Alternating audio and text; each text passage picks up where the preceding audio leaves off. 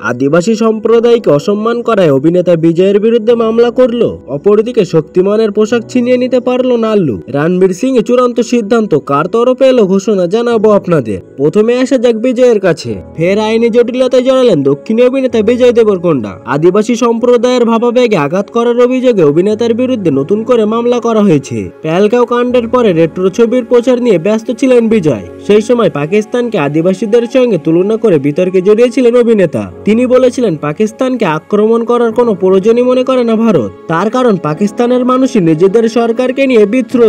পাকিস্তান তো 500 বছর আগের আদিবাসীদের মতো আচরণ করে, কোনো উপস্থিত বুদ্ধি ছাড়াই ওরা যুদ্ধ করতে নামে। সেই মন্তব্যের জন্য গতকাল রবিবার বিজয়ের বিরুদ্ধে SC/ST আইনের আত্মতায় অভিযোগ করা হয়। হায়দ্রাবাদের সাইবারবাদ থানায় আদিবাসী সমিতির রাজ্য সভাপতি অশোক কুমার নায়েক বিজয়ের বিরুদ্ধে অভিযোগ করেছেন। তার অভিযোগ, বিজয়ের মন্তব্য আদিবাসী সম্প্রদায়ের মানুষকে গভীরভাবে আঘাত ও অসম্মান করেছে, তাই অভিনেতার বিরুদ্ধে প্রয়োজনীয় পদক্ষেপ নেওয়ার দাবি করা হয়েছে।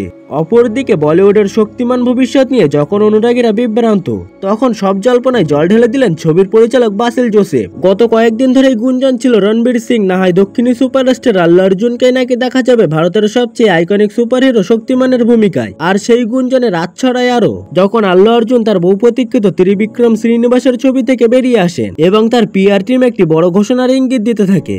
কিন্তু বাস্তবটা কি? বাসিল জোসেফ, যিনি মৃণাল মুরলির পর ভারতের সুপারহিরো ঘরানায় এক নতুন চাপ ফেলেছেন, স্পষ্ট জানিয়ে দিলেন শক্তিমান মানে রণবীর সিং, এর বাইরে কিছুই নয়। যারা বদলানোর গুজব ছড়াচ্ছেন তারা নিজেদের সাথেই কাজ করছেন। পরিচালক নিজেই ভারতীয় সংবাদ মাধ্যমকে জানিয়েছেন, আমি ব্যক্তিগতভাবে জানাচ্ছি শক্তিমান রণবীর সিং এর সঙ্গেই হচ্ছে, অন্য কেউ নয়। 1997 থেকে 8 বছর ধরে দূরদর্শনে চলা শক্তিমান এখনো পর্যন্ত ভারতের সবচেয়ে জনপ্রিয় ঘরোয়া সুপারহিরো চরিত্রগুলির একটি। মূল ভূমিকায় মুকেশ খান্না আজও স্মরণীয়। সেই চরিত্রকে নতুন প্রজন্মের জন্য বড় পর্দায় ফিরিয়ে আনতে উঠে পড়ে লেগেছেন বাসিল ও রণবীর। বড় বাজেটের এই প্যান ইন্ডিয়া ছবির জন্য চিত্রনাট্য লেখা চলছে পুরোদমে।